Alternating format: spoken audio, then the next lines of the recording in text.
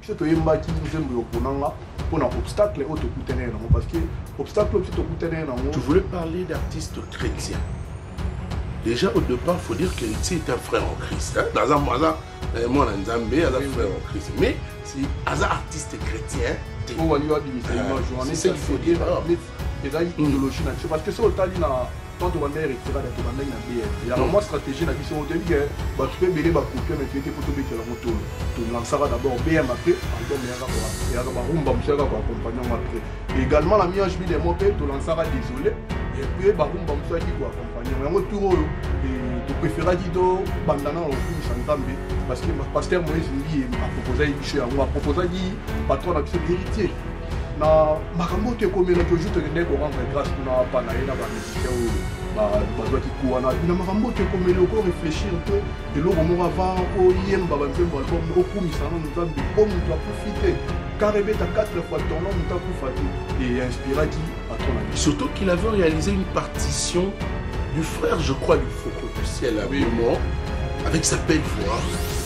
Pour sentir une avantage la mission dans le patron avant la dollar, avant la succès de 2001 sur la sila. Donc il t'aura bien béni dans le temps fier et tant qu'artiste américain il faut réfléchir pour nous.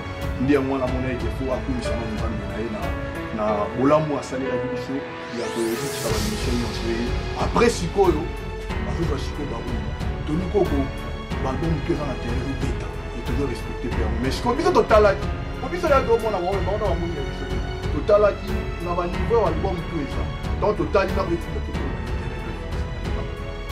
tout la respect na ba artiste mais ndenge chemin de la gloire est ba rumba ouais chemin de la gloire na ba rumba do mona la terre sur le petit na biso va to bander na sur terre la vie tous les spiritas tout dans le concentrer tout dans la kimia.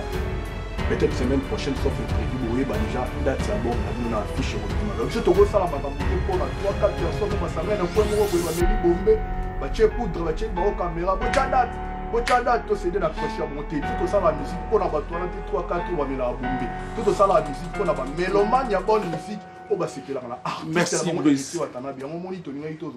Parce que si l'homme mis en juillet des montres, on va concert 3 ans et quelques mois déjà. Donc,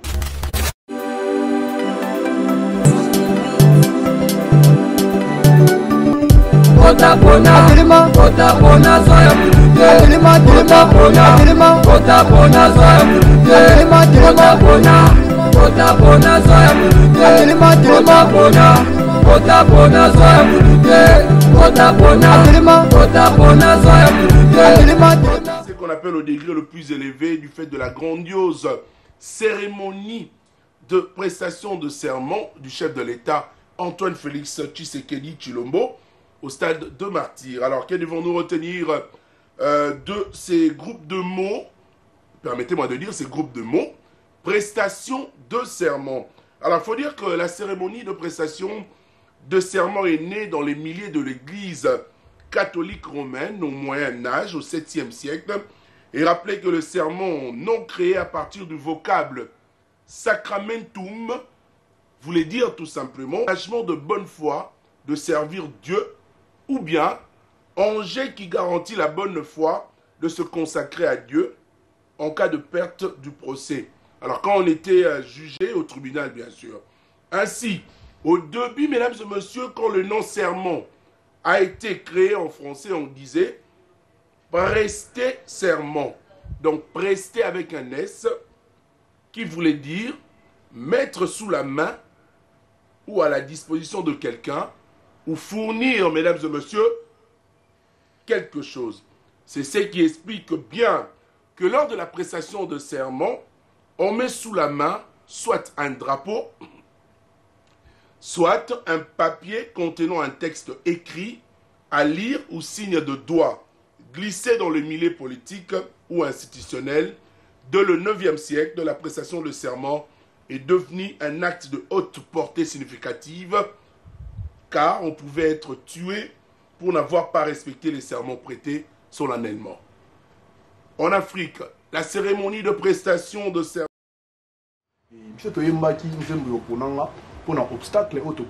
parce que obstacle tu voulais parler d'artistes chrétiens.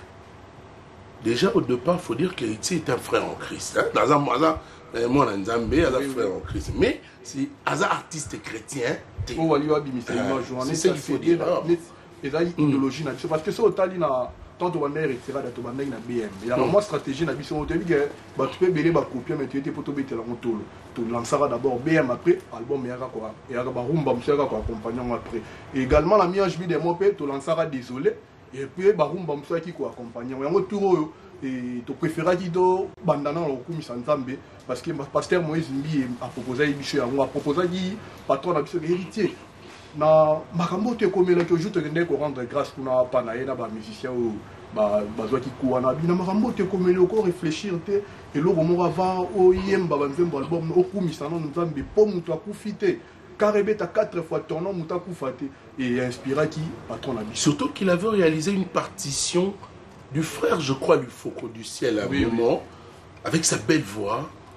Pour sentir un avantage na biso yango donc patron moko ya boka ayebi yemba ayebi bina avant la dollar avant la succès de 2001 ti la si la raté donc il t'aura pena béni nango il t'aura fier na étant qu'artiste américain il faut réfléchir pour nango ndi yango na mona qu'il faut akumisa na Nzambe na bolamu asalela biso ya ko bitisa ba mission nyonso après sikoyo bazo za siko barumba Tony Koko album tu en intérêt au bêta et toujours respecter père mais siko biso total qui pour biso là tout le monde a ba moni ya biso te total qui na ba niveau album tout ça tant total na beti na total ba intérêt la vite na ndenga mabete tout dans le respect ya ba artiste et tout mais ndenge chemin de la gloire ezoyela ba rumba wa chemin de la gloire na ba rumba tout le monde a intérêt si que d'autres na biso va to bandela su ko lo ba intérêt la vite tous les spiritas vous allez nous concentrer vous allez kimia. Peut-être semaine prochaine, sauf imprévu, vous voyez déjà date album, on a affiché au dimanche. Donc, je te vois ça, je pour 3-4 personnes, on va s'en aller, on va mettre bombe, on poudre, on va caméra, on date, tout c'est de la pression montée. Tout ça, la musique, pour la 3-4, on va mettre la bombe. Tout ça, la musique, pour la mélomane, il y a bonne musique. Merci Brice. Parce que si le mis en chemin des montres, on va concert 3 ans et quelques mois déjà. Donc, on pose la chemin de la gloire. Album Oyoya, ni insanité, ni bêtise. Donc, Oyoka, vous allez consoler dans la mélodie tout au merci. Le boss qui est en box, Oyoka, maman la bichot, la queen, Lina Mouvarou, Oyoka. Donc, pour la répétition, mon temps à vite stoppé parce que infiltré par la ratron, tout ça, il y a foutu billet, monsieur Nicolo, tu as répété, Banzembo, on a besoin de il y a foutu billet, il y a enregistrement. Pam, pam, pam, il y a l'élection à la plateau, Tony Koko, Nzembo.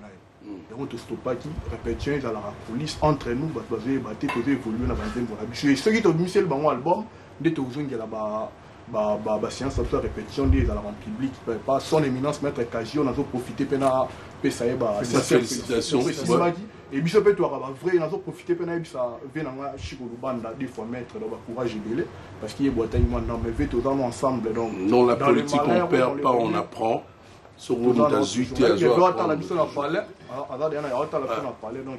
na Canada déjà à saison yi azana kin toujours na mona epé kala na pese ba mbote belé double maître il y en a bien aussi un dialogue na robosa na bola muti mutu asombelo ata lipa jour za remplir kana robosa merci Brice donc essentiel à programme en ça la aussi ça la pese ba bon week-end na faire là Yannick Poiti ou Atika Ngate na bien tout à l'heure tout le monde en a Yannick Poiti maître Ankara ti lelo maître Christian Ankara en carologie bon week-end non maître Christian Ankara maître tout ça si tout venanga père les pots du maïs na pêché en mota trop mon vieux Kelly Menza na pêché en mota trop et Edouard Gora Gogan merci TKM bonjour avec une liste de nominés pour la 8e édition de Culture Award déjà voilà.